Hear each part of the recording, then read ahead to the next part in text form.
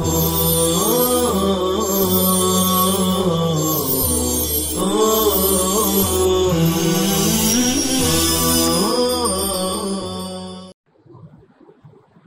لله رب العالمين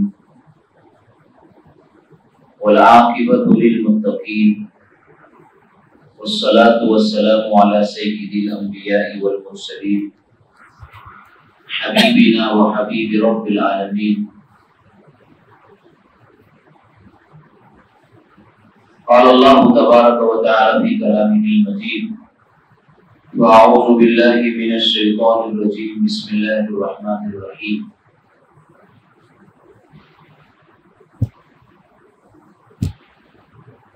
وأنزلنا من السماء ماء طهورا لنحيي به بلدة ميتا وقال تبارك وتعالى وفي السماء رزقكم وما توعدون صدق اللہ العظیم۔ قابل احترام بزرگوں، دوستوں، برادران اسلام،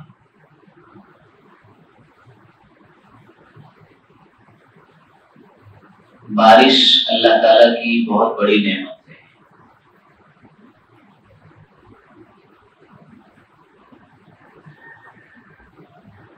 اللہ کی نعمت بھی ہے اور اللہ تعالیٰ کی رحمت بھی ہے۔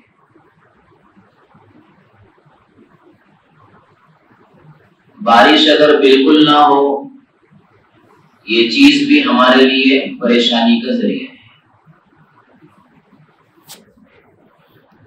اور بارش اگر ضرورت سے زیادہ سیلابی شکل میں اگر ہو جائے تو وہ بھی ہمارے لیے تکلیف کا باعث ہے۔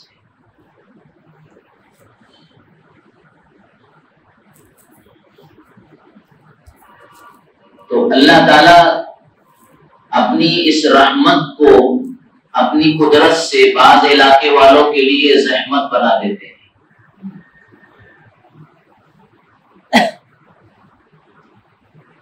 جب بارش اعتدال کے ساتھ ہوتی ہے، بیلنس کے ساتھ ہوتی ہے، ندی اور تالاب بھر جاتے ہیں، کھیتیاں آباد ہوتی ہے، کنویں میں پانی آ جاتا ہے، زمین کی سطح پانی سے بھرتی ہے، ہمارے پینے کا انتظام، ہمارے کھانے کا انتظام، جانوروں کی غذاؤں اور چرنے کا انتظام، چراگاہیں آباد اور ہری بھری ہو جاتی ہیں۔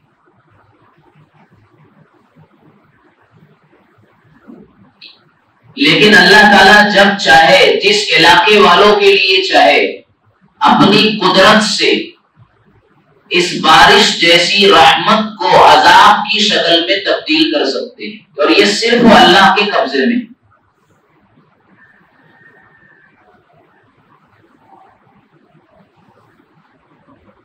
اسی لیے قرآن کریم میں بارش کے دونوں حالات بیان کیے گئے، اس کے رحمت کی شکلوں کو بھی بیان کیا گیا اور اس کے عذاب کی پوزیشن کو بھی قرآن نے بیان کیا ہے۔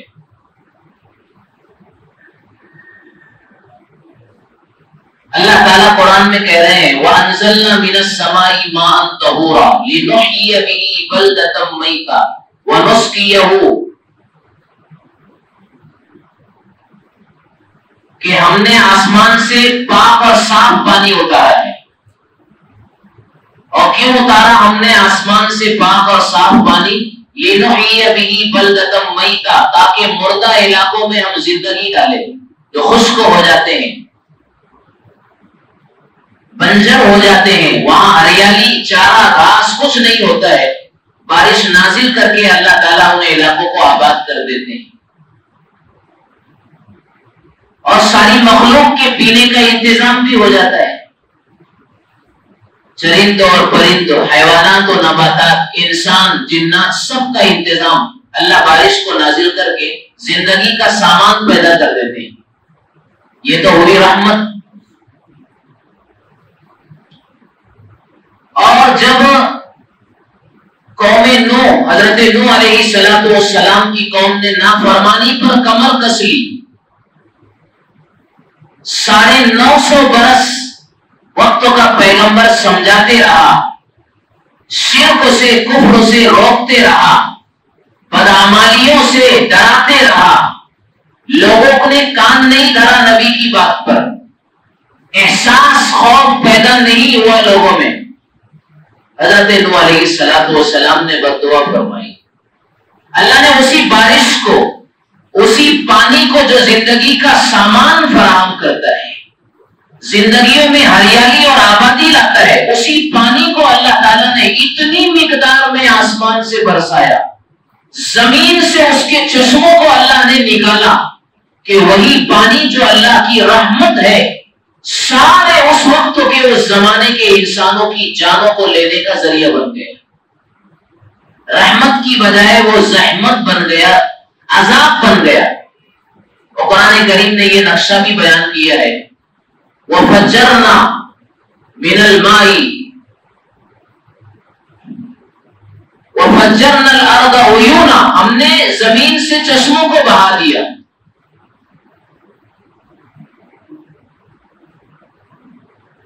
چشمے زمین سے اگلنے لگے اور آسمان سے موسلادھار بارش برسنے لگی، بے قابو پانی عذاب کی شکل میں آ گیا۔ اس وقت تو جتنے انسان تھے سب ہلاک ہو گئے، سوائے ان لوگوں کے جو حضرت نوح علیہ السلام پر ایمان لائے اور ان کی بات کو ماننے والے۔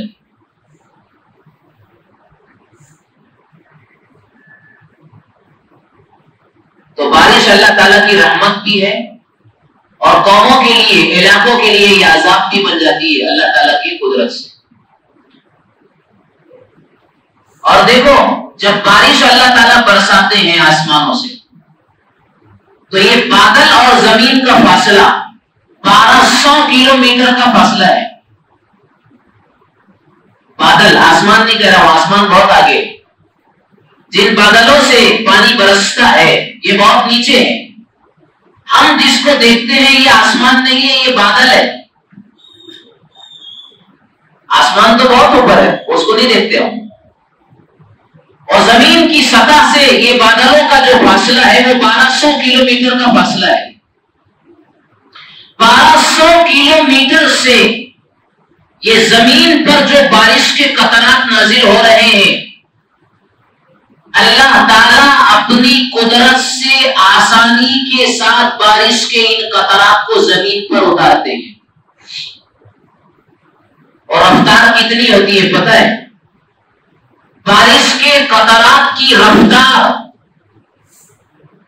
558 کلومیٹر فی گھنٹے کی رفتار سے یہ قطرے ٹپکتے ہیں بارش، یعنی 1 گھنٹے میں آسمانوں سے یہ بارش کے جو قطرات آتے ہیں 558، سائنسدانوں کی تحقیق کے مطابق 558 کلومیٹر فی گھنٹے کی رفتار سے یہ قطرات آسمانوں یعنی بادل سے زمین پر گرتے ہیں۔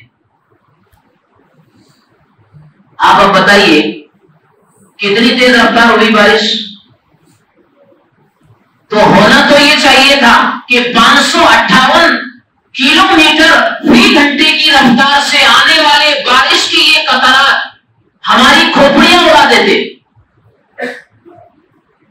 آپ کو یہ بھی معلوم ہونا چاہیے، پستول اور بندوق کی جو گولی نکلتی ہے وہ 17 کلومیٹر کی رفتار سے نکلتی ہے فی گھنٹہ۔ 17 کلومیٹر، اس کا کیا نتیجہ ہوتا ہے؟ انسانوں کے چیتھڑے اڑا دیتی ہے، کھوپڑیاں اڑا دیتی ہے، جسم اور باڈی میں دراڑ پیدا کر دیتی ہے۔ آسمانوں سے یہ بارش کے قطرات 558 فی گھنٹہ کلومیٹر کی رفتار سے گر رہے ہیں زمین پر۔ اللہ چاہتے تو ان قطرات کو ہماری بربادی کا سبب اور ذریعہ بنا دیتے ہیں، لیکن ہم یہ بارش کے قطرات کو اپنے سر پر جھیلتے ہیں، باڈی پر اتار لیتے ہیں، برداشت کرتے ہیں۔ کیوں؟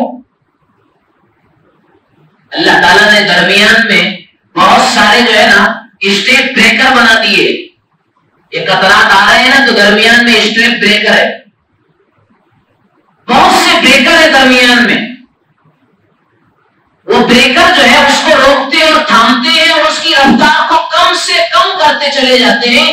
اس لیے لکھا ہے سائنسدانوں کی یہ تحقیق ہے کہ جب زمین پر بارش کے یہ قطرات گرتے ہیں تو 550 کی جو رفتار ہے وہ گھٹ جاتی ہے. صرف یہ قطرات 8 کلومیٹر فی گھنٹے کی رفتار سے زمین پر گر رہے ہیں. صرف 8 کلومیٹر فی گھنٹے کی رفتار سے. کتنا ہلکا کر دیا اللہ تعالیٰ نے, کتنا کم کر دیا رفتار کو. 550 کلومیٹر کی جو تیز رفتاری تھی اللہ تعالیٰ نے مختلف اسٹیپ بریکروں کی مدد سے اللہ نے اس کو گھٹا دیا, کم کر دیا, تاکہ میری مخلوق اور میرے بندوں کو نقصان نہ پہنچے, ورنہ ہم سب ہلاک ہو جاتے. یہ بھی اللہ تعالیٰ کا کرم ہے. تو بارش رحمت بھی بنتی ہے اور بارش علاقوں کے لیے زحمت اور عذاب کی شکل لے کر کے آتی ہے. اس وقت تو کوکن والوں کی حالت دیکھیے کیسی. علاقوں کے علاقے ایک ایک فلور, سیکنڈ فلور جو ہے گھروں کے پانی میں ڈوبے ہوئے تھے, پانی ابھی اترا ہوا ہے. زندگیاں بالکل ویران ہو گئی, سوائے بدن کے کپڑوں کے ان کے پاس کچھ نہیں بچا ہے. دکانوں کے دکانیں اور گھر کے گھر بہ کر کے ختم ہو گئے, عذاب کی شکل بنی ہوئی. اللہ تعالیٰ اس طرح کی بارش اور عذاب کی شکلوں سے ہماری پوری امت کی حفاظت فرمائے. لیکن ہمیں کرنا کیا ہے؟ اس لیے روایات اور احادیث میں ہمیں کچھ دعائیں سکھائی گئی, وہی ہمارے لیے سبق ہے اور ہمارے لیے عمل کی چیز ہے. کیا سکھایا گیا ہمارے لیے؟ روایات و احادیث میں جو دعائیں, چھوٹی چھوٹی دعائیں سکھائی گئی وہ بہت پاورفل دعائیں ہیں. اس کے پاور کا ہم کو اندازہ نہیں ہے کیونکہ ہم پڑھتے نہیں ہیں. کیا دعا سکھائی گئی؟ دعا یہ سکھائی گئی کہ جب بارش نازل ہو گئی ہو, اور ایک بات اور سن لو, بہت کام کی ہے میرے اور آپ کے لیے. روایات اور احادیث میں بہت سارے ٹائمز اور اوقات ایسے ہیں جن میں اللہ کی طرف سے دعائیں 100% قبول ہوتی ہیں. جیسے یہ جمعہ کی گھڑی, یہ ابھی خطبہ جمعہ سے پہلے کا جو وقت ہے نا, یہ قبولیت کا وقت ہے دعا کا.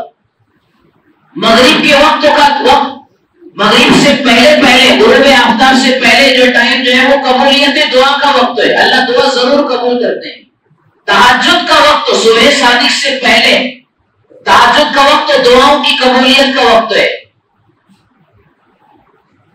جمعہ کا دن مکمل دعا کی قبولیت کا وقت ہے. خاص طور پر مغرب سے پہلے کی جمعہ کے دن کی جو گھڑی ہے یقینی طور سے دعاؤں کے قبول ہونے کی گھڑی ہے. لیکن ہم لوگ غافل رہتے ہیں, ضرور دعائیں قبول ہوتی. انہی میں سے احادیث میں بتایا گیا کہ جس وقت تو بارش نازل ہوتی ہے, برستے رہتی ہے, یہ ٹائم بھی دعا کی بولو قبولیت کا وقت ہے. اور دعاؤں کے لیے تو مسجد میں آنا ضروری نہیں ہے. گھر میں بیٹھ کر کاروبار میں کرتے کرتے, سفر کرتے کرتے, لیٹے اٹھتے بیٹھتے سب وقت تو دعا کر سکتے. اس کے لیے وضو بھی ضروری نہیں ہے, مصلی بچھانا بھی ضروری نہیں ہے, 2 زانوں بیٹھنا بھی ضروری نہیں ہے. دعا اللہ سے بندہ اپنے کنیکشن کو اور رابطے کو جوڑ لے تو بارش ہو رہی ہے, برس رہی ہے, اور بندہ دعا کرے, جو دعا کرے گا قبول ہوتی ہے. حدیث میں یہ بھی قبولیت کی دعا کا ٹائم بتایا گیا. اب ہمیں کیا دعا کرنا ہے؟ بارش اتر رہی ہے تو ہمیں دعا بہت چھوٹی سی اور بہت پاورفل سکھائی گئی ہے تاکہ یہ عذاب کی شکل نہ بنے ہمارے لیے.